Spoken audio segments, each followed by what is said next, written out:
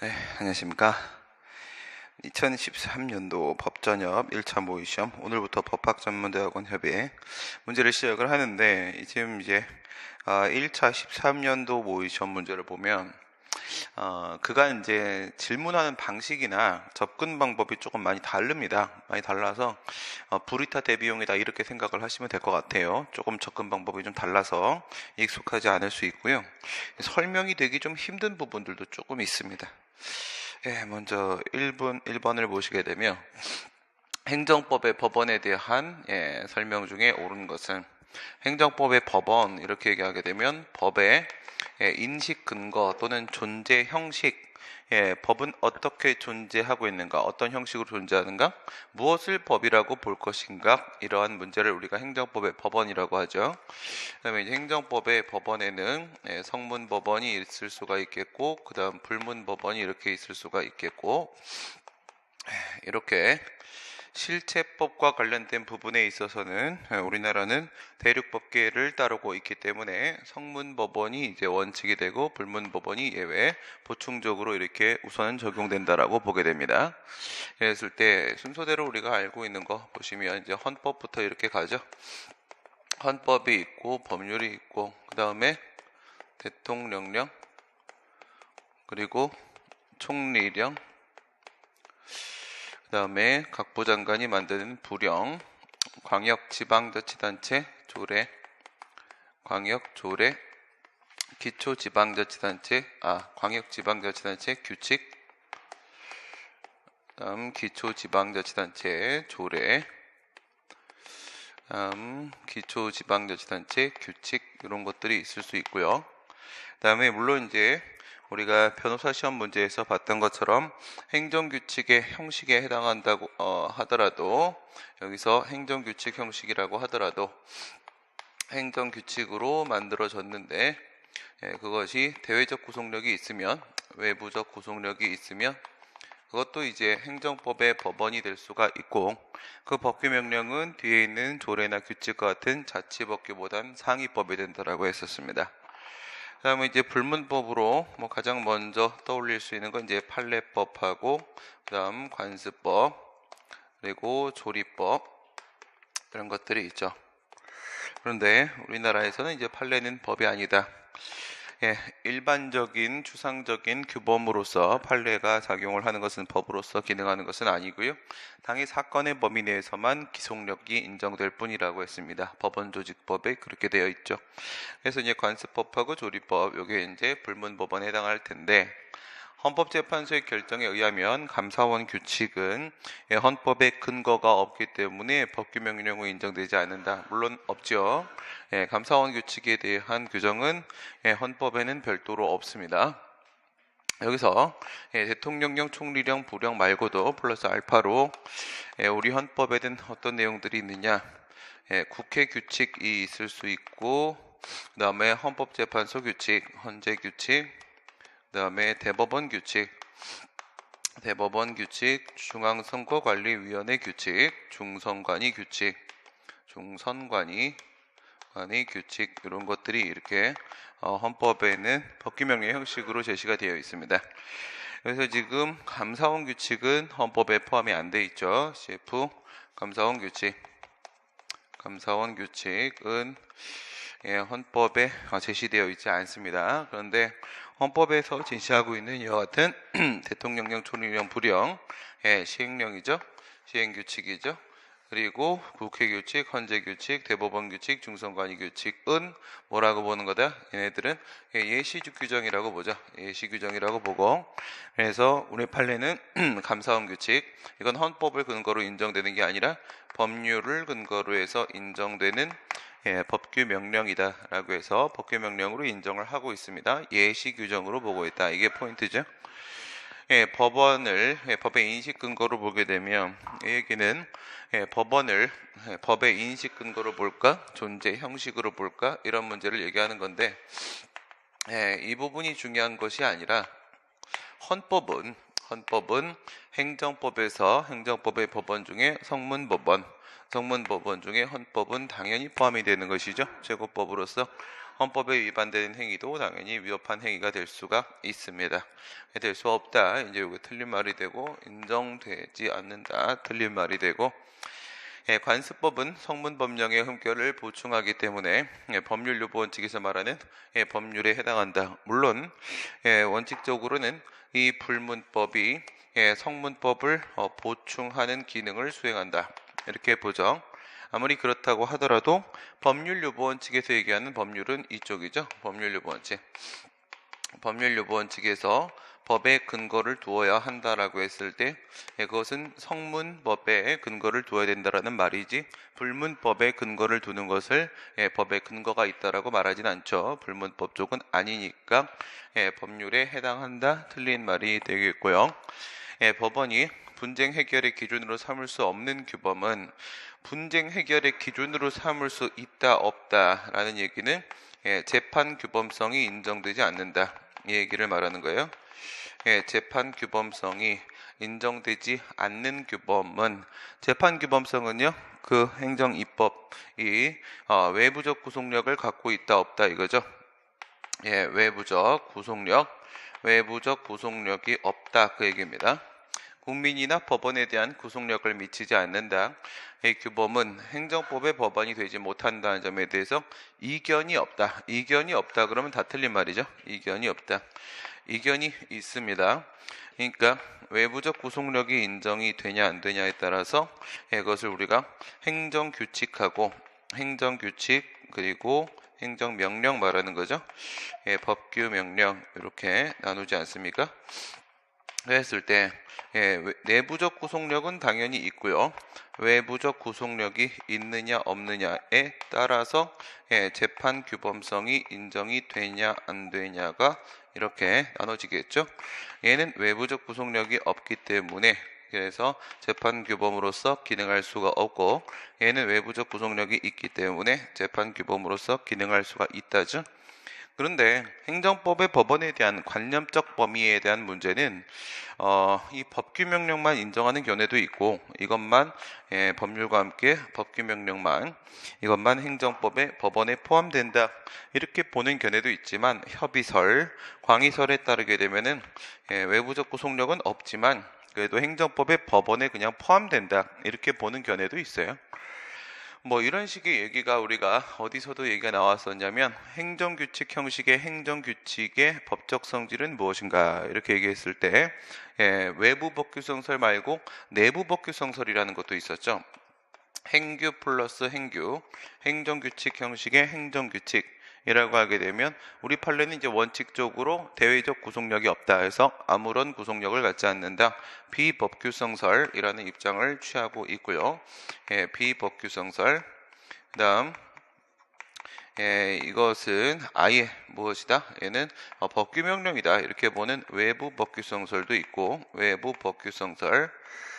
그 다음에 내부 법규성설도 있고 내부 법규성설. 그 다음에 자기구속 원칙을 매개로 해서 법규명령으로 인정될 수 있다. 헌법재판소의 입장이죠. 준법규성설. 최근 대법원은 이 준법규성설로 지금 넘어가고 있는 과정에 있습니다. 대법원은 여기서 여기로 이렇게 넘어가고 있는 입장에 있는 게 이게 대법원 대판. 그 다음에 헌법재판소는 요게 헌법재판소 입장, 요게 헌재 이렇게 되죠. 근데 여기에 보면은 이상한 견해가 하나가 있단 말이에요. 내부 법규성설 이겁니다. 내부 법규성설. 그러니까 내부적 구속력만 있는 경우에도 법규성을 인정을 하겠다. 내부 법규라는 걸 인정하겠다. 내부 법규. 내부 법규라는 존재를 인정을 하겠다. 그러나 이 내부 법규는 뭐가 아니다? 이것은 재판 규범은 아니다. 외부적 구속력이 없는 건 마찬가지라고 봅니다. 그렇게 보면 뭐랑 차이가 없냐면 이 비법규성설이랑 사실상 얘는요 차이가 없어요. 차이가 없습니다. 차이가 없는데 이 내부 법규 역시도 우선은 법규의 범위 안에 포함을 시킨다는 거예요. 법규 범위 안에 포함을 시키는데 어쨌든 외부적 구속력은 없으니까 얘가 재판 규범이 될 수 있는 건 아니에요. 그냥 관념적으로다가 법규라는 거의 범위를 그냥 확대하는 겁니다. 법규라는 범위를. 그런 거랑 비슷한 거예요. 세상에 견해 대립이 없는 곳은 없습니다. 여기서 법원의 범위를 큰 의미는 없는데 그냥 여기 행정규칙까지 법원 안에 포함을 시키자라는 견해가 있어요. 뭐 생선이 뭐 고래가 생선이다 뭐 이런 견해도 있고요. 그죠? 그래서 이견이 없다 그러면 무조건 틀린 말이 되고요. 행정법의 일반 원칙은 다른 법원과의 관계에서 보충적인 법원에 그치지 않고 독자적인 법원으로서 기능한다. 그러니까 이 행정법의 일반 원칙은 조리법 말하는 거죠. 조리법, 비평신자, 목동, 부실사 이렇게 생각을 해보시면요. 뭐 하나만 예를 들어볼까요? 비평신자, 목동, 부실사 이렇게 들어가시게 되면 평신자가 아닌 목동은 다리가 부실해서 사망에 이르게 된다라는 우리 하나님의 공의 하나님의 조리법 원리입니다. 이렇게 했을 때 비례원칙, 평등원칙, 신뢰보원칙, 자기구속원칙, 목적 위반, 동기부정, 부당결부금지원칙, 실권의 법리, 사실오인에서 이 신뢰보원칙을 한번 생각해봐요. 성문법원이 없는 곳에만 보충적으로 들어가는 게 바로 불문법으로서 조리법인 것인가 이렇게 생각을 해보시게 되면 신뢰보원칙 같은 경우에는 얘는 대체로 무엇을 동반합니까? 얘는 법률 적합성에 희생을 동반하지 않습니까? 법률 적합성에 희생을 동반하는데 이 법률 적합성이라고 했을 때 이것은 무엇에 대한 적합성이에요? 보통 성문법에 대한 적합성이죠.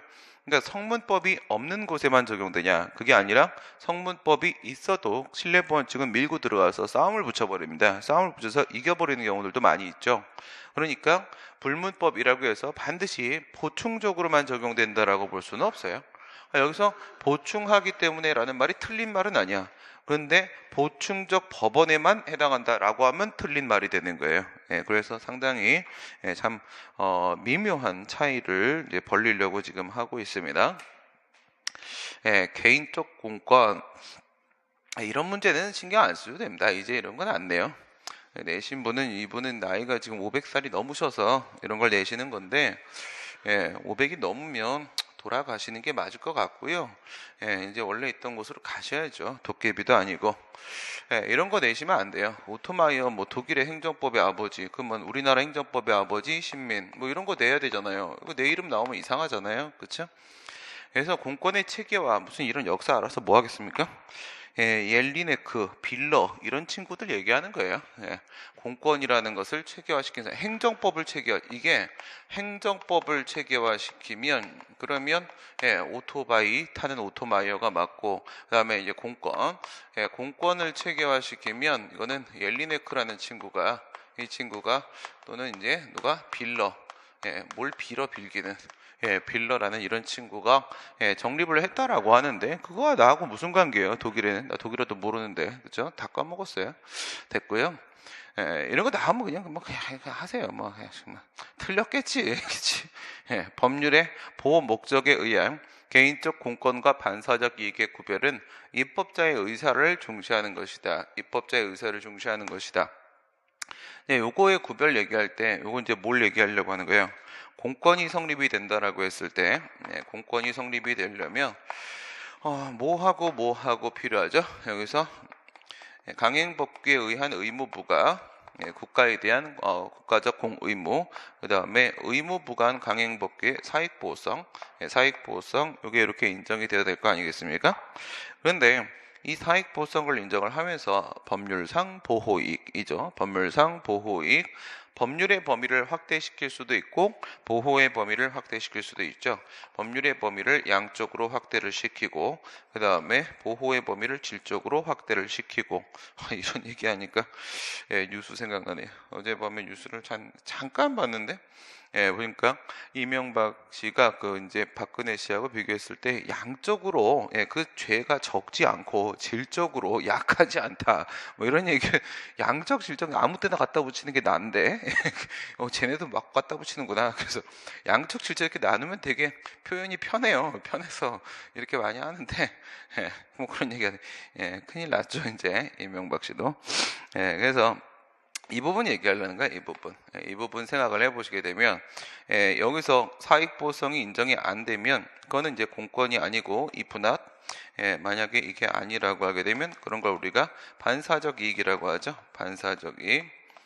반사적 이익. 그래서 이 반사적 이익이 이 질적 범위 부분에서 뭐 나옵니까? 목적론적 해석 얘기하죠. 목적론적 해석.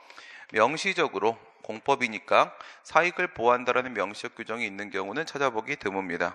그렇기 때문에 명시적으로 사익을 보호하지 않는다 하더라도 해석을 통해서 사익 보호성이 인정되면 그러면 공권 인정될 수 있다라고 했을 때 그럼 해석을 통해서 본다는 얘기가 뭐예요? 입법자의 의중이 무엇인지를 살펴보겠다라는 뜻이잖아요. 그렇죠? 그래서 입법자의 의중을 중시하는 것이다. 그런 얘기를 하는 건데 표현이 좀 이게 깔끔하지가 않죠. 깔끔하지 좀 않아요. 23년도가 좀 그런 것 같습니다. 최근 판례는 개인적 공권을 확대하기 위해서 권리 침해의 가능성을 취소의 제기 요건으로 인정을 하고 있다. 물론 이렇게 보면요, 이렇게 보면은 공권이 확대되는 건 맞아요. 이렇게 보면 공권이 확대되는 건 맞아요. 무슨 말인지 모르겠죠? 그런데 최근 판례, 우리 판례가 그런 건 아니에요. 우리 판례가 이렇게 보는 건 아닙니다. 저건 독일 판례 얘기하는 거예요. 독일 판례. 그래서 이제 원고 적격이 인정되냐 안 되냐라는 문제를 본안에서 권리 침해가 되냐 안 되냐라는 문제하고 이렇게 이제 비교를 하잖아요. 여기에는 이제 한국이라는 나라가 있습니다. 한국 되게 큰 나라고요. 그다음에 여기 이렇게 독일이라는 이런 나라가 있어요. 독일 이렇게 있단 말이에요. 했을 때 원고 적격 소송 요건 부분에서 소송 재판에서 원고 적격이라는 거 하고 그 다음에 여기서 본안 판단, 본안 재판 판단 이랬을까? 본안 판단 이렇게 하게 되면요. 독일은 뭐라고 얘기를 하냐면 공권이 성립이 되는가 이거예요. 공권이 성립이 되는가 이것만 봐요. 이것만 보고 나서 그리고 나서 공권이 침해될 수 있는 가능성은 뭐 주장하면 장땡이고 장땡입니다. 그리고 이제 본안 가서 보자 이거예요. 침해 여부에 대한 문제는. 그다음에 여기서 이제 처분이 위법인지 아닌지 위법한 처분이냐 아니냐를 보고 나서 그리고 나서 이 위법한 처분에 의해서 저 공법상 권리가 침해되었는가 아닌가 이걸 본단 말이에요. 그러니까 공권에 대한 문제, 원고 적격 부분에서는요, 그 공권이 침해되는지 안 침해되는지에 대한 문제를 살피지 않습니다. 근데 이제 우리나라 같은 경우에는 그래도 좀 주관적 소송으로서 구색을 좀 맞춰보려고 뒤에서 우리는 취소송의 소송물이 뭐야? 처분이 위법인가? 이것만 보잖아요. 오직 이것만 보기 때문에 권리 침해되었는가 안 되었는가 이 부분을 살피지 않는다는 거예요. 그럼 이렇게 돼버리면 우리나라 취소송은 완전히 객관적 소송이 돼버린단 말이에요.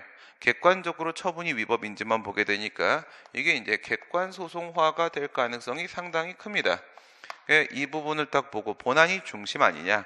그러면 독일과 같은 이런 주관적 소송이 아니라 프랑스와 같은 월권 소송, 권리와 관계없는 소송, 객관적 소송이다 라는 주장을 하시는 분들도 계시죠. 서울대 박정 교수님 그런 주장하시고요. 설득력이 있습니다. 그런데 여기서 이제 우리나라 같은 경우에는 공권이 성립이 되는가? 그 다음에 침해 앤드 우려 이런 거를 원고 적격에 살핀단 말이에요. 원고 적격 판례 보면은 권리가 침해됐냐 안 됐냐 이런 얘기를 자꾸 해요. 이런 걸 얘기하고 이 우려 요거는 이제 개연성입니다. 개연성. 이런 얘기를 우리는 이쪽에서 하죠. 그냥 가능성이 있으면 그냥 장땡 그리고 넘긴다 이런 문제는 아니에요. 이거는 우리나라 판례의 경향이 아니고 독일 판례의 경향이 되는 겁니다. 이런 거 왜 물어보지? 판례는 오늘 재미없어요. 행정청이 부재 소특권을 보관으로 붙이는 것은 공권 포기. 그러니까 소송을 제기하는 소권이잖아요. 소권. 소송을 제기할 수 있는 권리는 이것은 공권이잖아요. 소송법은 공법이죠. 소송법은 공법이고 소송법을 근거로 인정되는 권리는 공권이죠. 공법이니까 공권이란 말이야. 그러니까 소송을 제기하지 않겠다라는 부재소, 특약, 특권 이거는 공권 포기다. 공권 포기니까 허용되지 않죠. 이런 문제들 많이 나왔었죠. 그 다음에 석탄산업 시행령 소정의 재해위로금 청구권, 재해위로금 청구권이라는 권리가 돈 달라고 하는 권리가 있는데 이 권리가 어디서 인정되고 있습니까? 이 권리가 지금 공법이잖아요. 그렇죠? 공법을 근거로 인정이 되고 있어요. 그러면 얘도 뭐가 되는 거야? 얘도 공권이 되는 거잖아요. 얘도 공권이 되는 거니까 당사자의 합의에 의해서 이를 포기할 수 있다. 아니 위에서 공권이 포기 안 된다. 근데 밑에서 공권을 포기할 수 있다. 그러면 그게 말이야 소야. 왜 이런 걸 내는 거지? 그다음 요거는 조금 의미가 좀 있어 보여요. 행정 개입 청구권. 행정 개입 청구권은 어디서 주장하는 권리입니까? 의무 이행 소송에서 주장하는 권리다 이거죠. 의무 이행 소송에서. 의무 이행 소송은 부작위 위법 확인 소송이나 아니면 거부 처분 취소하고 비교를 해보시게 되면은 현재 있는 취소이나 부작위 확인 소송은 사후적 소송이죠. 사후적 소송인데 의무 이행 소송 같은 경우에는 의무 이행 소송은 언제를 기준으로 해요? 얘는 판결시를 기준으로 하죠. 판결시를 기준으로 판단을 내린단 말이야. 왜냐하면 의무 이행 소송에서 인용 판결을 하게 되면 그 판결의 형식은 처분 명령 판결이란 말이에요. 처분 명령 판결.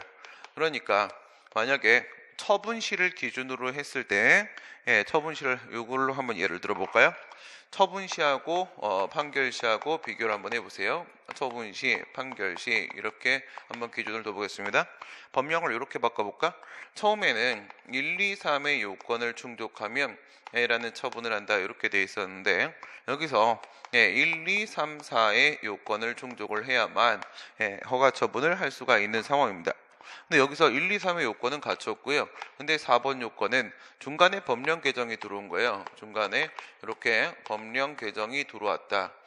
그래서 4번 요건 강화된 피난시설 이런 요건이 하나가 들어왔다고 쳐봐. 그럼 여기를 기준으로 하게 되면 그냥 이거는 기속행위입니다. 얘는 그냥 기속행위 must 들어가게 되면 요건을 갖췄으니까 허가를 해달라고 요구할 수 있는 권리가 당연히 인정되겠죠.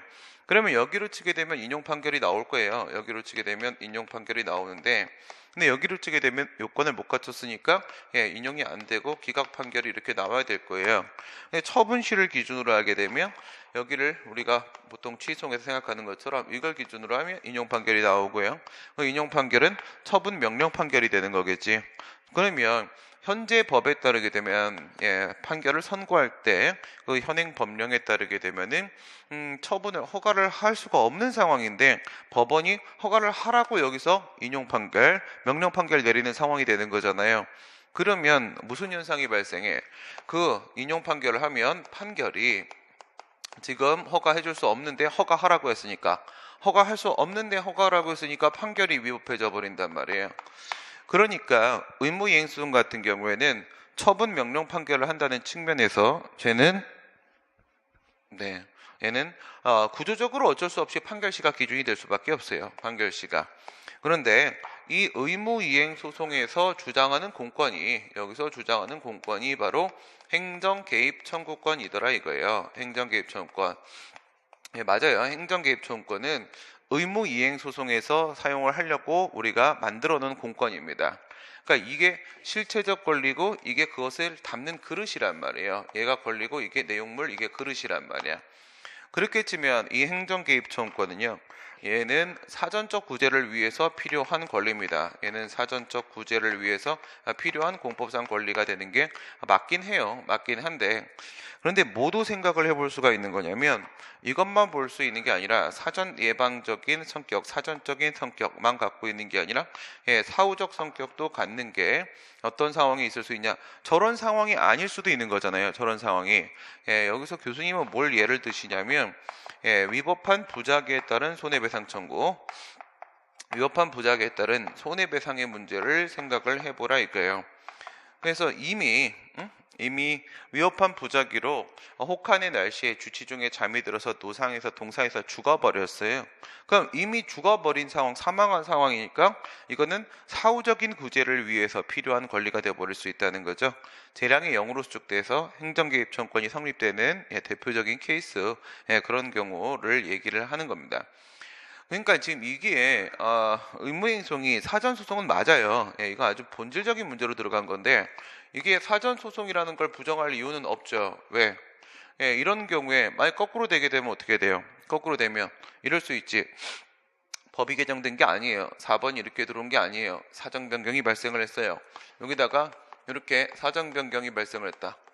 그러니까 처음에 허가를 신청할 때 거부 처분이 나올 때는 1, 2의 요건만 충족하고 3번 요건은 못 갖추고 있었던 상황에서 소송 도중에 이 친구가 3번 요건을 갖춰서 이렇게 갖춰버렸다. 그러면 판결시를 기준으로 하게 되면은 인용 판결을 내릴 수 있을 거 아니겠습니까? 예, 그래서 이런 상황도 발생할 수가 있어요. 그러니까 이런 법령 개정이나 사정 변경이나 이런 문제가 생기면은 그런 문제가 생기면은 얘는 사전 소송으로서의 기능을 할 수가 있습니다. 그 기능을 할 수가 있으니까 사전 소송인 거예요. 하지만 사전 소송으로 기능을 할 수 있다고 해서 거꾸로 사후 소송으로서 기능을 할 수 없다고 볼 수는 없는 거란 말이에요. 그렇죠? 사후 소송으로서 기능도 당연히 할 수가 있는 것이다. 뭐면 이런 법령 개정 사정 변경 없으면 당연히 판결시하고 처분시의 차이가 없고요. 그러면 처분 기준으로 판단을 내리는 건 당연한 거가 되는 거예요. 처분 기준으로 하면 지금 상황은 사후 상황이잖아. 그렇지? 사후 상황이 되는 거기 때문에 사전 소송이 가능하다고 해서 사후 소송이 안 된다라는 말은 안 되는 거고, 그러면 이 의무 이행 소송을 위해서 만들어진 행정 개입 청구권이라는 거, 이게 사전적 구제 기능을 할 수 있다고 해서 사후적 구제 기능을 할 수 없다는 건 말이 안 되는 거예요. 그렇죠? 얘는 미분 적분을 풀 수 있으니까 더하기는 못할 것이다. 그건 무슨 말이야, 그렇게? 그렇죠? 말이 안 되는 얘기를 하고 있는 겁니다. 저게 의무이행성을 겨냥한 공권이라는 점에 있어서 좀 헷갈려 봐라. 뭐 이 정도의 말장난 그런 의미, 좀 의미는 있습니다. 그리고 이런 문제도 참 그렇습니다. 오늘은 아주 재미없습니다. 판례에 의할 때 이게 지금 법전협 풀이로 치게 되면 첫날인데, 그죠? 첫날인데 막 재미없다고 하네. 인강 들으시는 분들은 제외저러나 싶겠다. 앞에 거 변호사 시험부터 쭉 연결하고 있어서 그렇습니다. 변시 문제는 좀 재미가 있었습니다. 판례에 의할 때 행정법규에 위반한 경우에 사법상 법률 행위의 효력, 이겁니다. 공법사법의 그 사법입니다. 사법상 법률 행위의 효력이 인정되지 않는 거 이렇게 얘기를 했는데, 기본적으로 우리 행정법규는 어떤 법규인가를 생각을 해보셔야 돼요. 행정법규. 행정법규는 사법과 달리 행정법규는 얘는 원칙적으로 뭐예요? 얘는 단속법규란 말이에요. 단속법규. 단속법규가 되는 것이고 효력법규가 아니란 말입니다. 효력법규가 아니다. 이거지 이거가 아니다. 그러니까 법을 위반했다라고 하게 되면 우리 맨날 혼내주잖아. 그죠? 제재 처분이 나온단 말이에요. 단속법규이기 때문에 법 위반 행위를 하게 되면은 어떤 것들이 나오냐면 뭐 강제 집행을 한다거나 아니면 뭐 행정벌을 부과한다라거나 이런 것들로 이제 연결이 보통 된단 말입니다. 무효라고 보지 않는다는 거야. 우리가 그걸 생각해 봐요. 무효가 노점, 불법 노점 생각해 봅니다. 불법 노점을 했단 말이에요. 그러면 허가를 받지 않고 포장마차 노점을 해가지고 떡볶이를 팔았다라고 하게 되면 그러면 이제 뭐 행정벌 등의 대상이 될 수는 있겠지만은, 그렇다고 해서 그 사법상 계약의 효력이 무효가 되는 것이냐 이거예요. 이게 무효가 될까요? 그럼 지금까지 내가 떡볶이 팔아서 받은 돈은 다 무효인 계약의 기초에서 받은 돈이니까 다 뱉어내야 됩니까? 그건 아니잖아요. 내 떡볶이입니다. 내 떡볶이 판 거니까 당연히 내 돈입니다. 그 얘기는 무효가 되는 게 아니다. 그 얘기는 공법은 행정법규는 원칙적으로 단속법규라는 거예요. 단속법규. 이거는 이제 제재 대상이 되는 것이지 그것이 효력이 무효로 돼버리는 건 아니라는 거예요. 여기서부터 이제 기초에서 시작을 하게 되는데, 여기서 이제 보게 되면은 이 세 개가 그냥 일반적 상황에서의 단속법규예요. 이게 일반적 대체로 다 이거예요. 이게 아주 특이한 거예요. 이것만 기억하면 돼요. 이것만. 뒤에도 또 나와요. 그 다음에 이거 같은 경우에는 이거는 사건 형성적 성격을 띠고 있는 거잖아요. 뭐야? 그러니까 얘네들 금융산업의 구조 개선에 관한 법률 소정의 규정에 위반해서 사전 승인을 받지 아니한 금융기관, 은행 생각하시면 되죠. 은행의 주식 소유 행위, 은행이 뭐 한다는 거예요? 은행이 다른 회사, 뭐 A라는 회사가 있다. A라는 회사의 주식을 사 모아버릴 수 있잖아. 금융기관 돈이 있잖아요. 돈이 있으니까 돈놀이 하는 애들이고 그 돈을 가지고 다른 회사의 주식을 싸그리 사 모아. 싸그리 다 사모하고 그냥 회사를 아예 얘가 장악해 버릴 수도 있는 거잖아요. 은행은 맘먹으면 할 수 있죠. 그러니까 금융산업 구조에 관한 법률에서 뭐라고 했어요? 사모으지 말라고, 남의 회사 주식 사모으지 말라고 막아버린 거예요. 이러면 안 된다. 언제만 사전에 승인을 받은 경우에만 그때만 주식을 살 수가 있는 거지, 주식을 막 지 맘대로 사모으면 안 된다. 이렇게 되어 있는 거. 그 다음에 임대주택상 임대 조건의 조건을 신고하도록 되어 있단 말이에요. 신고를 하라고 했는데 신고를 안 해. 그리고 표준 임대차 계약에서 사용에 관한 규정을 위반한 임대차 계약, 규정을 위반한 임대차 계약, 임대주택법 규정 위반, 이런 것들은 그냥 다 뭐냐, 단속법규이기 때문에 걸리면 뭐 벌금 부과받고 그렇게 되는 거예요. 그런데 얘가 좀 특이한 거라고, 얘가. 그래서 부동산 중개법에 따라서 상한을 초과하는 부동산 중개 수수료. 그래서 상가냐 아니면 주택이냐에 따라서 뭐 이만큼 중개 수수료를 몇 프로 이렇게 받을 수 있다. 근데 이제 계약이잖아요. 그렇죠? 그래서 부동산 아줌마하고 내가 계약서 쓰면 둘이 간의 계약이잖아. 계약이니까 내가 이제 얘기를 했단 말이야. 나 좀 좋은 걸로 좀 구해주세요. 깨끗한 걸로, 좋은 걸로 좀 해주세요. 그래가지고 그거보다 내가 이만큼 더 약정을 했어요. 나랑 계약을 하면서 내가 요만큼 더 드릴게. 웃돈 좀 챙겨 드릴 테니까 이렇게 합시다. 그랬을 때 내 웃돈 챙겨준다고 하고 나서 부동산 아줌마가 나한테 진짜 좋은 거를, 그것도 막 가서 혼자 딜 다 해가지고 싸게 해줬어. 그러면 내가 여기서 만약에 원래 법대로 하게 되면은 뭐 300만 원을 줘야 되는데 중개 수수료를 500 드릴게, 500 드릴게. 그러면서 내가 200을 추가로 웃돈 드리겠다고 내가 쇼부를 쳤어요. 그 다음에 이제 이제 받았죠. 이사까지 다 끝났어요. 끝나고 나서 그럼 나는 얼마를 드리겠어요, 아줌마한테? 전 300만 원 드려요. 뻥이었다고 하면 돼요. 뻥이었다고. 계약의 효력은 없습니다. 계약의 효력은. 그러니까 법에 정해진 대로 하는 거예요. 그러니까 부동산 중개업자들이 이런 짓 안 하는 거예요. 해봐야 못 받을 수 있단 말이죠. 이게 효력법규라고요. 효력법규. 부동산 중개법에 따라서 상한 초과하게 되면 초과한 200만 원 부분은 아무런 효력이 없기 때문에 나는 그 사람한테 돈을 줄 채무가 없습니다. 넘어가 버리는 거란 말이지. 그런데 위에 이거는 그냥 인가예요. 이거는 인가.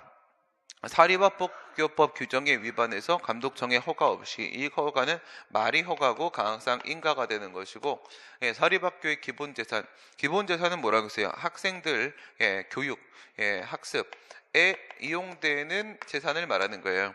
사립학교 법인은 사람이니까 당연히 재산을 가지고 있겠죠. 그런데 학생들을 공부하는 데 필요한 재산인데 그거를 돈 막 없다고 막 팔아 넘기고 하면 학교로서의 기능을 제대로 수행할 수가 없잖아. 그래서 이럴 때는 별도의 인가가 있어야지만 팔 수가 있거든요. 그러면 사립학교 법인 갑이 있고 그것을 을이라는 사람한테 지 땅을 팔았어. 운동장을 팔아. 뭐 운동장을 어떻게 팔면 되겠어? 애들 여기서 축구를 해야 되는데 운동장을 막 이렇게 팔았어. 막 이렇게 팔았어. 어떻게 이렇게 한번 팔아볼까? 이렇게 이렇게 하고 이걸 팔았다는 거야. 이거를 이렇게 팔면 얘들이 어디서 놀아? 그렇지? 말도 안 되는 거잖아. 그렇죠? 이렇게 팔았다. 그럼 팔았다 하더라도 인가를 안 받았기 때문에 사법상 계약의 효력은 발생하지 않습니다. 그 얘기를 하는 건데, 이건 원래 인가기 때문에 밑에 있는 내용하고는 별개의 문제예요. 관계 없습니다. 이거는 사건 형성을 하는 거잖아요. 사건 형성적 행위 아니겠습니까? 제3자의 법률 행위로서 사건, 뭐 토지거래 허가 이런 거 다 똑같은 거잖아. 그렇죠? 그래서 토지거래 허가 등 사건 형성적 행위로서 인가 없으면 효력이 없는 건 물론인 겁니다. 문제가 약간 꼬름하면서 이상하면서 그러면서 그 다음 행정행위입니다. 행정행위에 관한 설명 중에 옳은 것은 형식적 행정행위 개념을 인정하는 견해에서는 실체법상 행정행위 개념, 실체법적 효력성을 얘기하는 거죠. 쟁송법상 처분의 개념이 동일하다는 입장을 취한다. 행정행위는 국민의 권리의무에 영향을 미치는 행위고, 권리의무를 규율하는 건 실체법이고, 행정행위는 실체법적 개념은 확실하죠.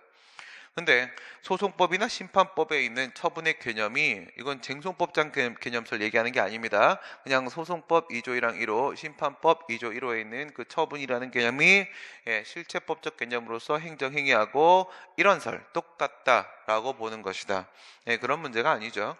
1원설 하고 있고 이제 2원설 이렇게 하고 있고 있지 않습니까? 그죠?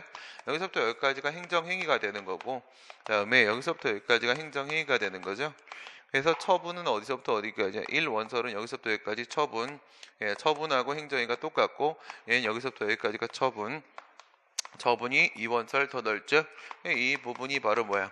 이 부분이 행정쟁송법 2조에 있는 그 외에 그 밖에 이에 준하는 행정작용이 되는 것이고 이제 이 안에 들어가는 거죠. 이 안에 행정행위 외의 행정작용 사실행위나 내부행위와 같은 행정행위 외의 행정작용이 행정행위는 아니니까 빗금 그 밖에 이에 준하는 행정작용 안으로 들어가면 그게 바로 형식적인 행정이잖아요. 그러면 2원설의 입장이잖아. 2원설. 1원설의 입장이 아니죠. 1원설의 입장이 판례는 행정행위에 의해 법적 효과가 발생하는지를 그 근거 규정의 법 형식과 무관하게 관련 법 규정의 전체의 상관관계에서 판단을 한다. 딱 겁나게 말 복잡하게 해버리죠. 이게 무슨 말이냐면은 진짜 이걸 학생들이 어떻게 이해를 합니까? 그죠? 예. 그 행정법을 통으로 막 연결되는 사람 아니면 저게 무슨 말인지 자체를 알아들을 수가 없어요. 뭔 말을 하는 거냐면 옛날하고 좀 달라요. 옛날과 좀 요즘에 좀 바뀌는 경향이 있는데 이거 갖고 이제 교수님들도 많이 싸우셨단 말이에요. 불문경고 사건 생각해봐요. 지방자치단체 지침이죠. 지침, 인사지침, 지침이라는 행정규칙이에요. 행정규칙을 근거로 해서 행해지긴 했는데 그런데 이게 또 다른 지침입니다. 또 다른 이게 A 지침이라고 하게 되면 B라는 또 다른 행정규칙, 이 지침, 이거 관련 규정까지 종합적으로 파악을 해가지고 이걸 가지고 불문경고 받으면 1년 동안 인사기록카드에 등재가 되고 그러니까 불문경고 받게 되면 그때부터 뭐를 받을 수가 없어요. 표창을 받을 수가 없죠. 표창을 좀 던져야지 건강해지는데 표창을 받을 수가 없단 말이에요. 표창을 받아서 견책이 경고로 내려온 건데 표창을 못 받게 하게 되면 다시 못 내려오게 되는 거니까 관리위험에 영향을 미치는 게 맞단 말이죠. 그러니까 지금 보시다시피 법에 근거를 두고 있는 행위가 아니에요. 법에 근거를 두고 있는 행위가 아님에도 불구하고 얘를 행정위는 아니고 얘는 행정지도죠. 지도. 처분은 맞다. 이래 버렸단 말이에요. 얘는 행정지도인데 원래는 뭔데? 비권력적 사실행위인데 이런 상황이 발생을 하고 있으니까 표창이 제한이 되니까 그래서 처분이다. 이렇게 했단 말이에요. 그러면 법의 근거가 있다 없다에 대한 문제는 어쩔 것인데 이 문제 어떻게 갖다 버리고 가냐 이거야. 그러니까 여기는 뭐냐는 거야. 여기는 소송재판이라는 얘기예요. 여기는 소송재판 대상적격 파트고요. 이제 뒤에 가가지고 본안재판 본안재판 가가지고 그 내용상 적법성을 판단을 하면서 내용의 적법성을 판단하면서 이 법의 근거가 있냐 없냐 이 문제는 뒤에 가갖고 법률 유보 원칙이 적용되냐 안 되냐 이 부분에서 다루자. 이 부분에서 다루자. 공법의 근거가 있어야만 처분이다 라고 말을 하지 말고 그리고 뒤에 가서 얘기하자. 그러니까 우리가 행정행위 얘기할 때 그러잖아요. 권력적 단독행위고 공법행위에 된다. 공법행위는 공법의 근거를 둔 행위다. 이렇게 얘기하죠. 그걸 포기시키겠다는 거예요. 공법의 근거를 둔 행위가 아니어도 된다 이거예요. 아니어도 처분성 인정을 시키겠다는 거지. 인정을 시키고 그럼 공법의 근거가 있냐 없냐에 대한 문제는 본안 들어가서 법률 유보 원칙에 위반되냐 안 되냐에 대한 문제로 거기가 다시 판단해 보자 이거예요.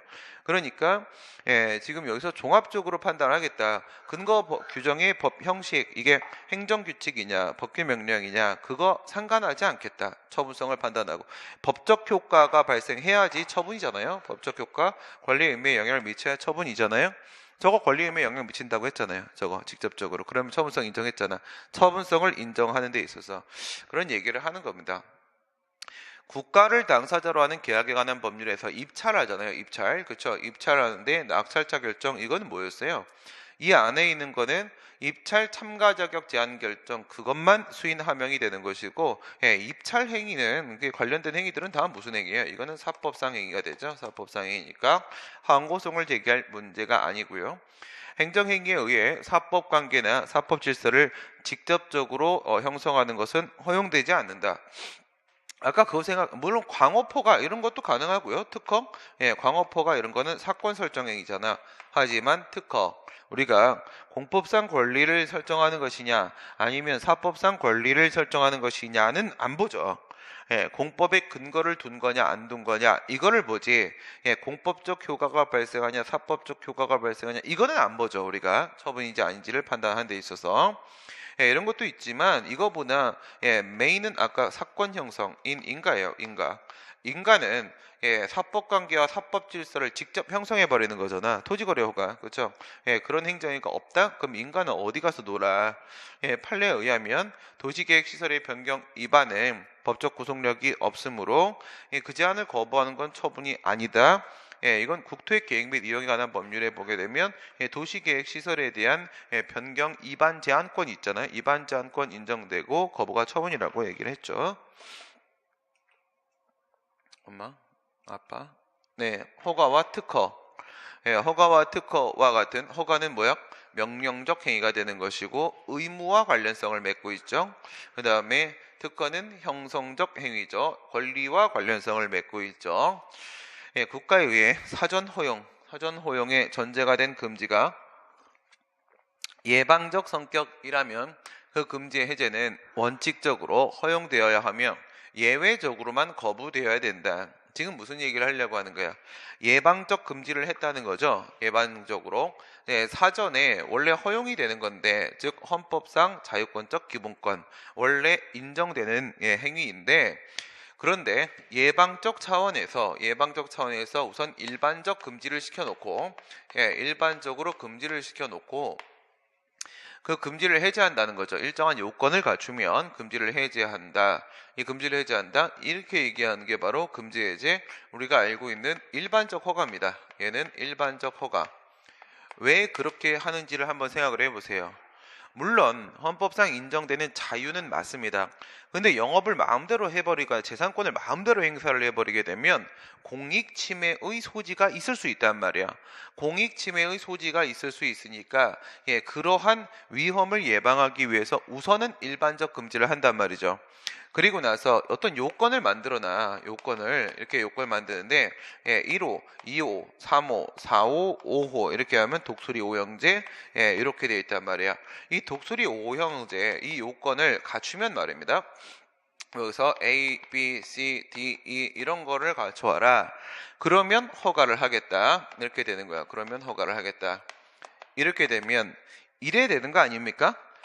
이 공익침해를 우려해가지고 일반적 금지를 시켰으면 요 요건을 갖추면 이제는 더 이상 공익침해의 소지가 없다라고 볼 수 있어야 돼요. 그렇게 이게 전제가 되면 어때? 이게 전제가 되면 허가 요건을 갖추면 그냥 반드시 허가를 해야 되는 것이겠죠. 원래 이 친구의 자유니까. 공익침해 소지가 더 이상 없으니까 저 요건을 갖추면 그럼 반드시 허가를 해야 됩니다. 기속행위가 되겠죠. 그런데 문제는 뭐냐면 공익침해 소지 때문에 우선 일반적으로 금지하고 일정한 요건을 갖추면 금지를 해제해 주겠다라고 했는데 입법자가 마련해서 집어넣어 놓은 이 요건이 부족하면 어떡할 거냐는 거야. 이게 미흡해요. 이게 미흡해. 입법자가 그만큼 하나씩 면밀하게 준비를 못 해가지고 이게 미흡해가지고 이거를 다 갖춰도 여전히 모면 공익침해의 소지가 있다면 말입니다. 공익침해의 소지가 있다면 그러면 이 요건 갖췄다고 반드시 허가를 해야 되겠냐 이겁니다. 그럴 수는 없는 거 아닙니까? 그러지 말자고 금지를 시켜놨던 거잖아. 그러니까 이 허가 제도의 목적을 이 요건 부족함으로 인해 달성할 수 없는 경우가 있는데 그런 경우에는 예외적으로 거부될 수도 있다. 그러니까 원칙적으로 허용해야 된다. 그 얘기는 일반적 허가는 기속행위가 원칙인데 예외적으로 재량행위일 수도 있잖아요. 이런 걸 뭐라고 불러요? 재량허가라고 하죠. 재량허가. 재량 허가가 인정되는 경우도 있습니다.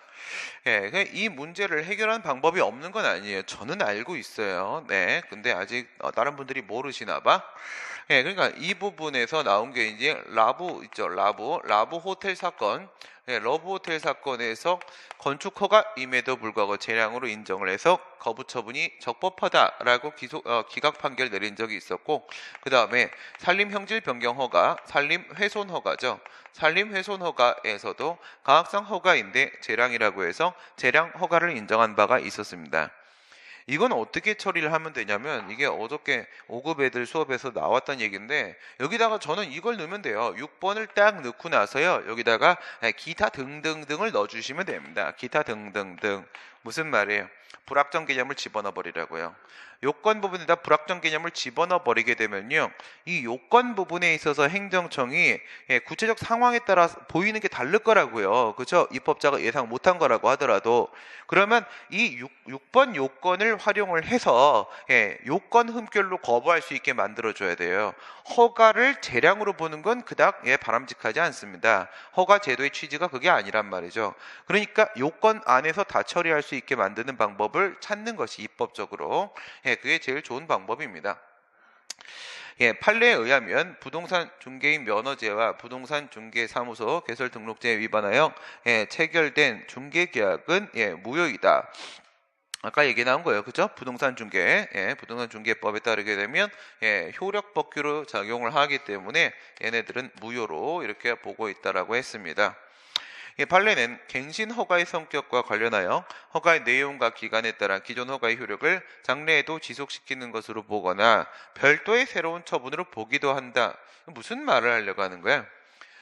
갱신기간 얘기하는 거죠. 갱신기간. 이렇게 해가지고 만약에 2년 기한 조건부 무슨 허가 이렇게 했다고 쳐보세요. 그런데 이 2년이 지나치게 짧아요. 부당하게 짧다. 부당단기, 공단기죠. 공단기는 부당한 단기입니다. 단기가 아니고 걔네들은 이제 공장기 이렇게 부르죠. 공무원, 장수생 만드는 학원이라는 뜻인데, 이렇게 부당하게 짧은 기간이면 뭐로 봅니까? 얘는 갱신기간 이렇게 보지 않습니까? 갱신기간, 주된 행정행위 갱신기간, 부관의 존속기간 이렇게 하게 되죠. 이렇게 하게 되면 우선은 뭐예요? 우선은 당초 허가의 효력을 장래에도 지속시키게 된다. 무슨 말? 연장해준다, 갱신한다 라는 의미로 받아들일 수 있는데, 별도의 새로운 처분으로 보기도 한다라는 얘기는 상상력 막 펼쳐주셔야 됩니다. 이 기간이 뭐야? 만료되었다는 거야. 만료된 상태에서 갱신 신청을 하게 되면 판례가 뭐라고 봐? 이거는 갱신의 조건을 못 갖춘 거기 때문에 신규 허가를 신청한 것으로 보아야 한다. 이거죠. 그 부분을 얘기를 하고 있는 겁니다. 그 다음 식품위생법상 영업허가의 상대방은 주관적 공권을 가지나, 영업허가는 뭐예요? 가학상 허가죠. 식품 접객업 영업허가는 시설 기준만 갖추면 되는 대물적 허가. 그 다음에 하천법상의 하천점용허가, 이거는 곡물의 사용권을 설정해주는 특허죠. 특허. 경업자 소송 생각하시면 됩니다. 경업자 소송. 허가 같은 경우에는 그에 따라 생기는 이익이라는 게 그게 반사적 이익이고, 특허는 그게 권리죠. 거꾸로 돼 있는 거고, 허가 영업의 경우에는 과잉금지 원칙에 따라서 공공의 안녕, 질서를 해치지 않는 이상 행정권이 개입해서는 안 되는 것이 원칙이지만, 특허 기업의 경우에는 복리 증진을 위해 광범한 후배 이름인데, 감독 조치가 허용될 것이다. 광범위겠죠. 광범위한 감독 조치가 허용된다. 이건 뭐 생각하면 돼요? 특허 기업 생각하면 되죠. 특허 기업. 몬텔레콤, SK텔레콤 생각하시면 됩니다. SK텔레콤 통신사업허가는 특허죠. 특허기업이죠. 그러니까 이 특허기업은 과점을 공식적으로 인정을 해버린 거니까 얘네들한테는 특별감독이 들어가잖아요. 엄격한 감독이 들어가게 됩니다. 특허의 경우에 있어서는 특별한 감독을 하게 된다. 행정행위의 취소와 철회. 일반적으로 취소라고 하게 되면 이건 직권 취소를 말하는 것이겠죠. 위성소 적발장입니다. 위성소 적발장. 위법, 성립, 그리고 소급, 이게 직권 취소가 되는 것이고, 적발장, 적법, 후발, 장래, 그러니까 얘는 원시적 하자에 따른 취소가 되는 것이고, 얘는 후발적 하자에 따른 취소가 되는 것이죠. 위성소 적발장, 위병소에서는 노루를 적발해서 총으로 쏜 놈이 짱이죠. 일반적으로 위협한 부담적 행정행위 취소는 처분청의 재량이 아니라 의무로 본다. 이 생각을 해봐요. 취소 처분은요, 우리 이런 판례 있죠. 그게 위법하다고 해서 취소를 할 것인가 말 것인가는 행정청의 재량이다. 그러니까 취소할 수 있다는 얘기야. 취소할 수 있는데, 취소할 것인가 말 것인가는 행정청의 재량이다. 그러나 그렇다고 해서 이해관계인이 처분을 취소해달라고 신청할 수 있는 권리가 인정되는 것은 아니다. 이렇게 말을 하죠. 그러니까 취소는 재량이에요, 원래. 취소는 재량인데 심지어 부담적 행정입니다. 심지어 부담적 위법해서 취소했죠. 그러니까 이건 직권 취소 말하는 거고요. 심지어 뭐랑 비교해봐요. 저 원래부터 재량이고요. 수익적 행정행위에 취소하고 비교를 해보세요. 수익적 행정행위의 취소라고 하게 되면 이 부분에서 기득권 박탈 문제가 생기니까 법적 안정성이라는 신뢰보호라는 측면에서 그 취소가 제한을 받게 되죠. 그런데 저거는 부담적 행정행위 취소이기 때문에 저 자체는 뭐 수익적이에요. 취소가. 그러니까 취소 처분이 원래 재량이고 저건 더 넓은 재량이 인정됩니다. 수익적 행정행위 취소하고 비교했을 때 수익적 행정행위에 대해서 철회권 유보에 부과를 부과하는 것은 신뢰보호 원칙에 위배된다. 그러면 철회권 유보 하나도 부과 못해요. 지금 얘가 무슨 말을 하려고 하는 거예요? 철회권 유보를 붙이죠. 부관으로 철회권 유보를 붙이면 얘는 두 가지의 기능을 수행하잖아. A라는 사유가 발생하면 철회를 하겠다. 근데 A라는 사유가 발생했는데 철회했더니 신뢰보호를 주장해 불가능하잖아요. 그렇죠? 신뢰보호 주장을 방지하고 그 다음 두 번째 손실보상 주장을 방지하고 이게 철회권 유보의 기능 아니겠습니까? 그럼 여기서 철회권 유보 붙여버리면 신뢰보호 주장을 못하게 돼요. 충분히 예측하고 있으니 신뢰가 없어요. 그러면 신뢰보호 원칙에 위배되냐? 그럼 신뢰보호 원칙에 위배되냐? 그렇게 치면 철회권 유보는 없죠, 세상에. 그렇죠? 철회권 유보는 아예 없애는 게 맞는 거죠. 이렇게 볼 문제는 아니죠. 이건 너무 과도하게 나간 거고. 판례는 공권의 확대와 경향에 따라 불가증력이 생기는 행정처분과 관련해서 그것에 취소를 구할 신청권을 적극적으로 인정을 하고 있다. 난리 납니다. 난리 나요. 우선 기본적으로 생각해 보세요. 취소를 신청할 수 있는 권리는 원래부터 없고요. 그렇죠? 원래부터 없고 무슨 말이에요? 제재 처분, 취소 처분, 거부 처분 이거죠. 그래서 2유형, 4유형 이렇게 나누게 되면 여기서 뻑큐 손가락을 한번 그려보시고요. 트럼프를 생각하시면 됩니다. 뭐 홍준표 뭐 이런 것도 가능하고요. 박근혜, 뭐 MB 이런 것도 가능합니다. 뻑큐를 날렸어요. 여기는 없죠. 여기는 제재 처분이나 거부 처분을 나한테 해달라라고 하면 저건 정신병자고 이런 부분에서 문제가 생길 수가 있단 말이에요. 그러나 이러한 제재 처분, 취소 처분, 거부 처분은 원칙적으로 그 얘기는 법규상 이거죠. 법규상 신청권은 인정이 되지가 않는단 말이에요. 신청권 인정이 안 된다. 예외적으로 뭐 조리상 신청권 인정되는지 봐야 아는 거고요. 그렇죠? 원래 인정이 안 되는데 그런데 심지어 불가증력까지 발생했다는 거예요. 심지어 불가증력까지. 그래갖고 A라는 행정청이 여기 행정청이 있는데 행정청이 갑이라는 사람한테 A라는 처분을 이렇게 했습니다. A라는 처분을 했는데 얘가 A라는 처분에 대해서 소송을 제기를 해야 되는데 그 소송을 제기를 안 했단 말이에요. 이렇게 해서 소송을 제기를 여기다가 이렇게 해야 된단 말이에요. 근데 이제 이걸 안 해서 불가증력이 발생했어요. 소송 제기를 안 해서 이미 기간이 지났다. 기간이 지났습니다. 취소, 소송 이렇게 됩니다. 이미 지났어요. 그럼 A 처분 못 깨는 거죠. A 처분 못 깨는데 여기 한번 착안해봐. A 처분이 위법이야. 위법이에요. 우리 북한에서 이런 식의 원리를 많이 봤었죠. A 처분이 위법입니다. 그런데 이거를 취소해달라고 해서 그거를 거부했어요. 거부 처분이에요. 이거를 취소 신청을 했거든요. 취소 신청, 행정청한테 직접 취소 신청한 거야. 예, 그런데 얘가 거부를 했단 말이에요. 그럼 제가 말하는 것처럼 여기다가 만약에 신청권을 인정을 해보세요. 신청권을 인정을 하면 처분에 대한 취소니까 취소는 처분이죠. 예, 취소가 처분이니까 그거에 대한 거부는 처분에 대한 거부가 맞겠죠. 그리고 신청권 인정되면 거부가 처분이죠. 그러면 이 A 처분이 위법이면 그 위법한 걸 취소해달라고 신청한 거에 대한 거부를 하면 거부가 위법이거든요. 거부가 위법이에요. 거부가 위법이면 어떻게 돼요? 인용 판결 나올 거 아니겠습니까? 인용 판결 나오면 그럼 재처분 의무 부과돼가지고 판결의 취지에 따라서 행정청은 A 처분을 여기서는 거부만 소송에선 취소했지만 기속력에 따라서 A 처분은 행정청에 의해서 취소당할 거예요. 취소당할 거란 말이야. 그러면 얘는 지금 이미 소송이나 심판을 제기할 수 없는 상황, A 처분을 제거할 수 없는 상황이에요. 없는 상황인데 신청권을 인정하는 순간 뭔 일이 생겨요? A 처분은 취소당하는 거예요. 사실상 제소기간 도가는 없어지는 겁니다. 제소기간은 아예 무력화당하는 거란 말이에요. 이런 상황에서 신청권 인정해버리잖아요. 그럼 세상 천지의 제소기간은 없는 겁니다. 그러니까 인정이 안 돼요. 판례는 법률 유보의 원칙을 엄격히 적용하여 수익적 행정일을 처리하는 데 있어서 그에 관한 법률적 근거를 요하고 있다. 그렇지 않죠? 철회잖아요, 철회. 예, 철회. 그 후발적 사유를 입법자가 어떻게 다 일일이 예상을 합니까? 여기서는 법률상 근거 분류설이죠.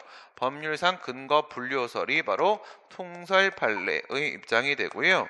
이거는 직권 취소는 그래도 본 처분 권한 포함설. 그래서 그 원래 처분의 근거가 직권 취소의 근거가 된다. 이렇게 보는데 철회는 아예 법률 유보가 적용이 안 된다고 보는 게 통설이잖아요. 판례 입장이고 아예 법률 유보 적용이 안 됩니다. 후발적 사유를 예상할 수가 없죠.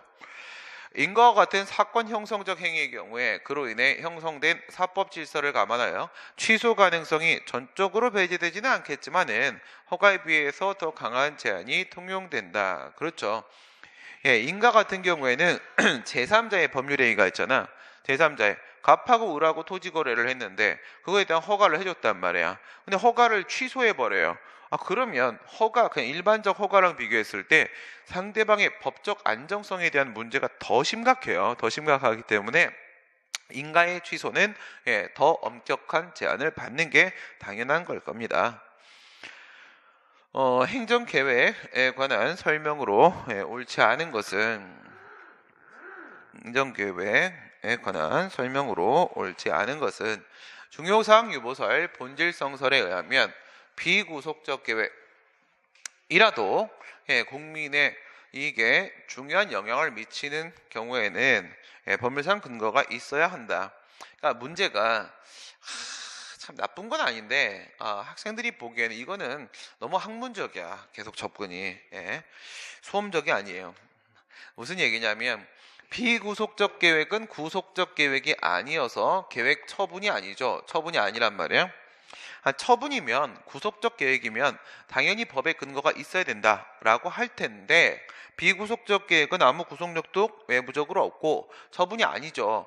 그런데도 불구하고 법률 유보가 적용될 수가 있느냐 이겁니다. 법률 유보가 법률상 근거가 필요한 경우가 있을 수가 있느냐 이거예요. 그렇다는 거지. 아까 얘기한 거 그거 생각해봐요. 그러니까 비구속적 계획이라는 부분이 처분이 아니라는 것은 이건 소송 재판의 문제고 그 다음에 법률 근거가 필요하다 안 필요하다는 본안에서 법률 유보가 적용되냐 안 되냐에 대한 문제이기 때문에 이건 투 트랙이라고요. 투 트랙. 다른 트랙이기 때문에 서로 이게 처분이면 뭐 쉽게 법률 유보 적용된다 이렇게 갈 수 있겠지만 투 트랙이니까 처분 아니라고 하더라도 당연히 기본권의 중요한 문제와 연결이 돼 있으면 법률 유보 적용되는 상황도 발생할 수 없는 것은 아니란 말이에요. 투 트랙이라는 측면 그런 걸 들어오시는 건데 이건 정말 학계에서나 얘기할 만한 얘기들을 이렇게 하시면은 너무 힘들지 않겠습니까? 법률과 법규명령의 형식으로 그러니까 여기 보면 이런 거 있잖아요. 행정행위설, 뭐 행정행위로 나올 수도 있고요. 행정행위설, 그 다음에 행정입법설, 행정입법으로 나올 수도 있겠고 예, 그 다음에 독자성설, 이거는 뭐 행정계획은 전혀 이물 새로운 것이다, 뭐 이렇게 볼 수도 있겠고, 행정행위와 행정입법이 뭐 섞였다, 혼합행위설, 이런 학설도 있죠. 혼합행위설, 그걸 어떻게 알아? 개별적 검토설, 그때그때 달라요. 이런 견해들이 이렇게 있지 않겠습니까? 그래요. 근데 얘네들 같은 경우에는요, 행정계획은 뭐 학설은 뭐 장난 아니고, 그다음에 뭐 법률로 만들어질 수도 있고요, 그 다음에 법규 명령으로 만들어질 수도 있고요, 그 다음에 행정행위로 만들어질 수도 있고요, 뭐 수많은 방법으로 나올 수 있어요. 수많은 방법으로.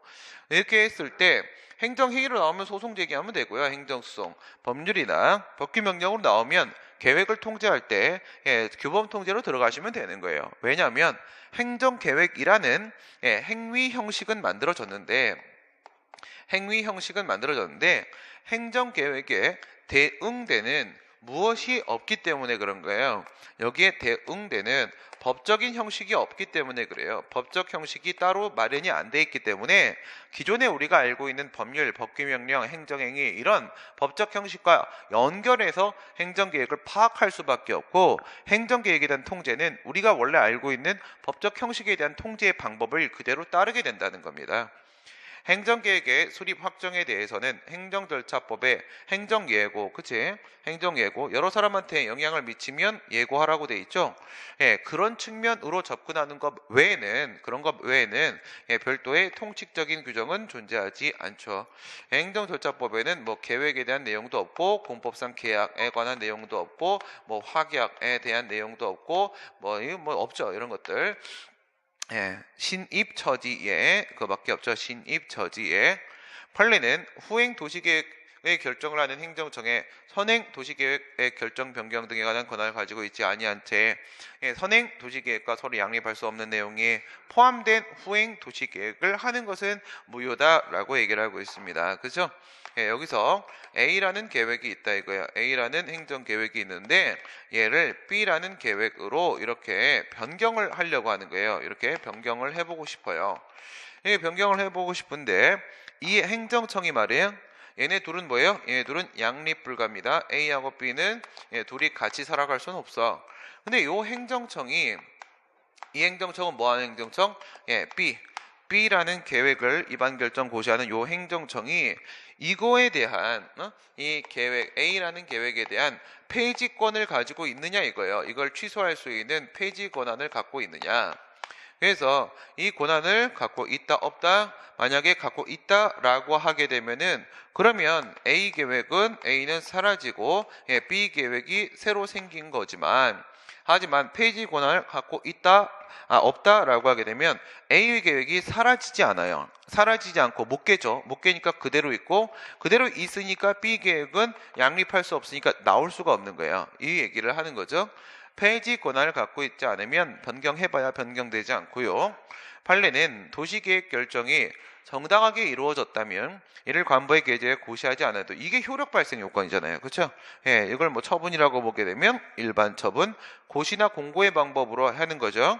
그래서 외부적 효력이 발생하려면 당연히 효력 발생 요건을 갖춰야 되겠고, 행정작용에 관한 설명 중에 옳은 것은 행정행위 행위 형식, 아까도 얘기했죠. 행정계획 도대체 뭐냐는 거야. 뭐냐, 법적 형식도 따로 준비되어 있지 않아요. 그래서 이런 건 정원이 없기 때문에, 정원이 없다. 그래요. 뭐 정원이 그 정원이 아니죠. 마당 말고 정해진 게 없기 때문에 비공식적인 작용이 허용됨이 원칙이다. 그렇죠. 비공식적인 수많은 행위 형식이 있습니다. 행정은 우리가 예상할 수 없는 정도의 수많은 다양한 행위 형식들로 마구 이루어지고 있죠. 그것들을 우리가 설명을 할 때 보통 무엇으로 설명해요? 산발이로 설명을 하고 늘려봐야 사발입니다. 사발이.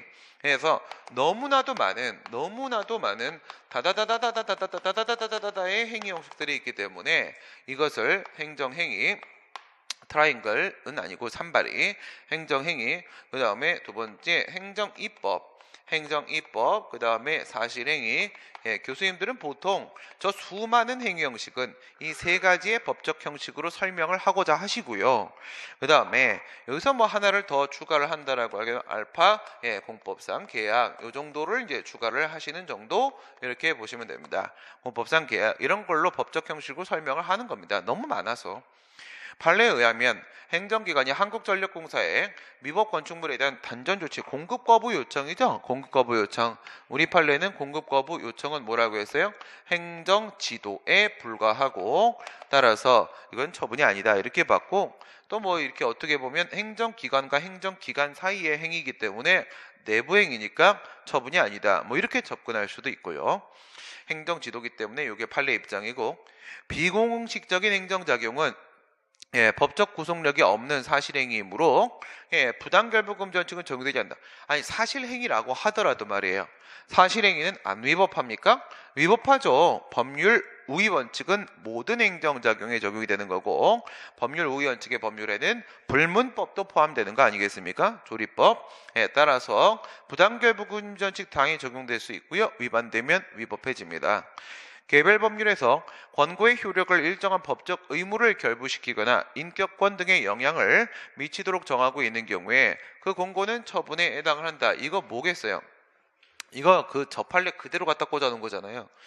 국가인권위원회, 국가인권위원회 인권위가 공공기관에 와서 저처럼 이렇게 특강하는 사람한테 강의한 사람이 성희롱을 했죠. 요즘에 미투. 그래서 성희롱을 해갖고 성희롱 결정을 했죠.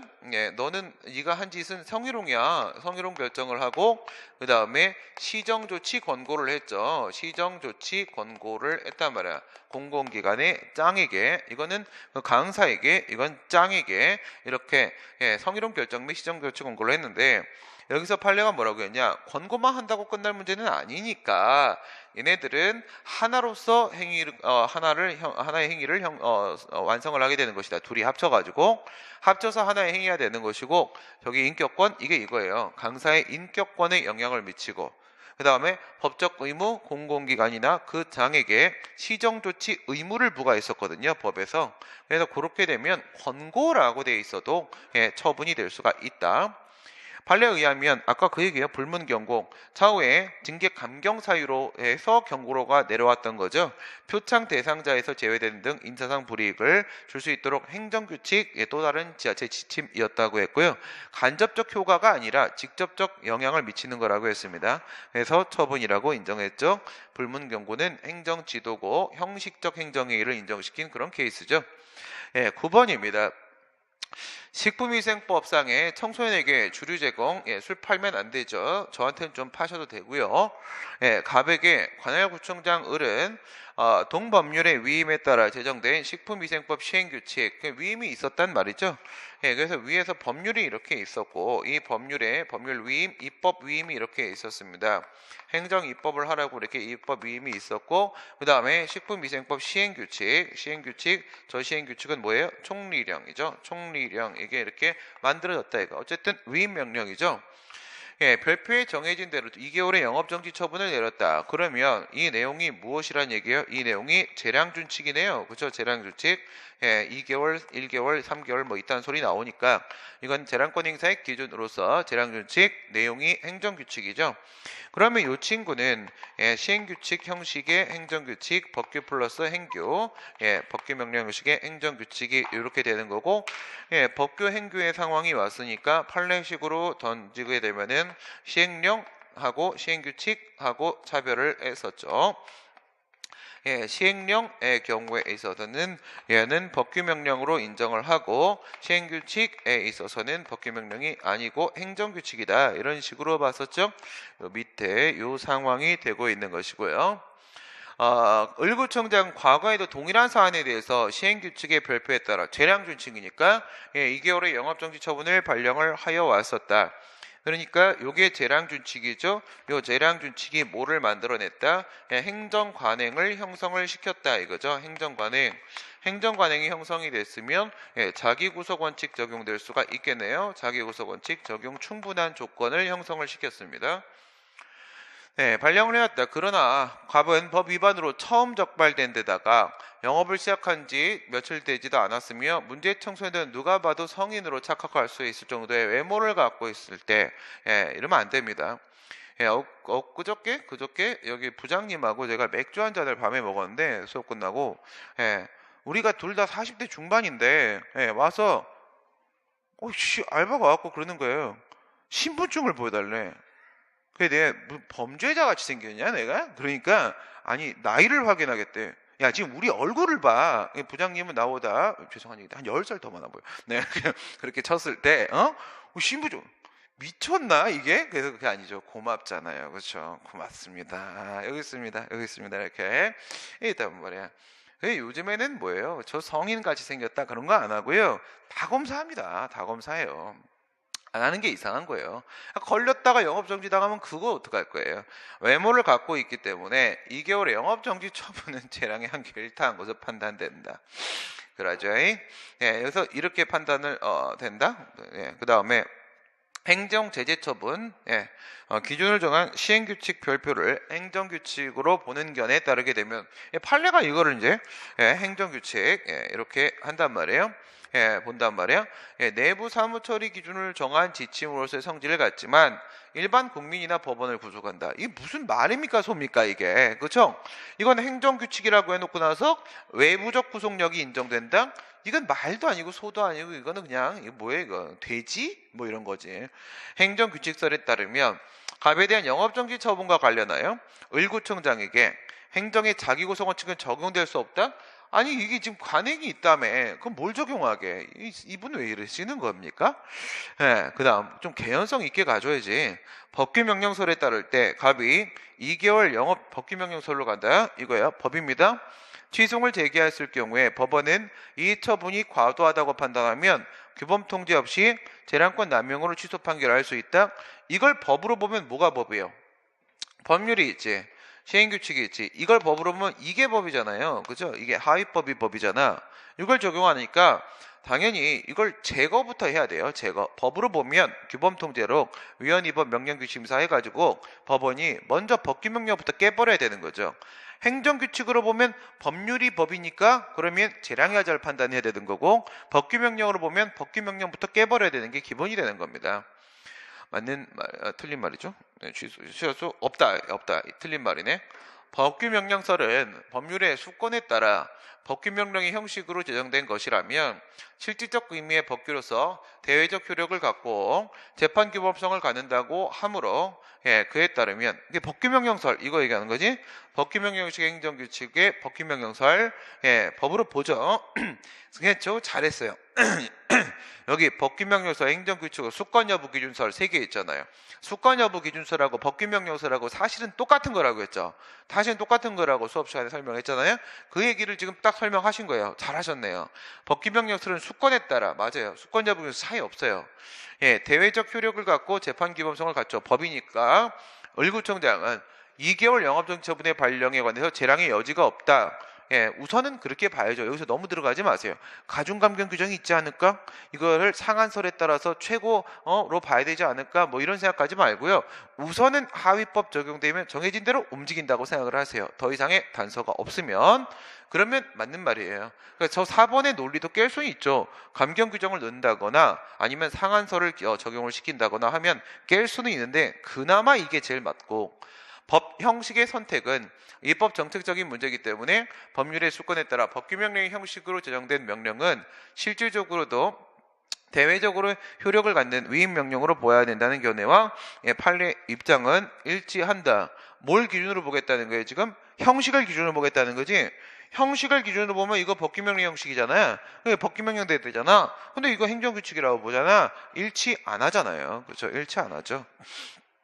라스트 행정절차법의 사전통지 뭐 이건 쉽네요. 금방 식품위생법상 영업자 지위승계 신고죠. 이거는 있잖아요. 딴 말이 없지. 신고 영업인 경우하고 허가 영업인 경우하고 구별하지 말고 그냥 다 한 번에 통으로 집어넣고 생각하세요. 어쨌든 저것은 유효한 양도계약 체결이라는 실질적 요건을 갖춰야만 신고 요건으로 수리가 나오게 되고요. 실질적 요건이 포함되니까 수리를 요한 신고죠. 수리는 준법률 행위적 행정에서 수리가 되는 거고요. 그런데 이게 영업자의 변경의 의미를 가지니까 양도인에게 있어서는 영업권을 박탈하고 그 다음에 양수인에게 새로운 영업권을 취득해야 하는 그러한 법적 효과가 있을 거 아니겠습니까? 그러면 양도인의 입장에서는 이거는 뭐예요? 기득권을 박탈하는, 기득권을 침해하는 적극적 불이익 처분으로서 의미를 갖는 게 맞고요. 그러면 사전통지의 적용 대상 그 권익 제한을 판례처럼 기득권을 침해하는 적극적 불이익 처분만 인정하고 기대권을 침해하는 소극적 불이익 처분을 부정한다고 하더라도 이건 적극적 불이익 처분이죠. 그리고 또한 인적 범위로 보게 되면 이 사람은 처분의 직접 상대방입니다. 물론 신고는 양수인이 하겠지만 양도인도 직접 상대방으로 보는 것이 판례 입장이 되겠죠. 신청에 따른 처분이 이루어지지 아니하는 경우에는 아직 당사자에게 권익이 부여되지 않았으므로 방금 얘기한 그 얘기입니다. 소극적 불이익 처분, 특별한 사정이 없는 신청에 대한 거부 처분이라고 하더라도 의무부가 권익 제한 처분에 대해서 사전통지 의견 제출 기회를 부여하게 되죠.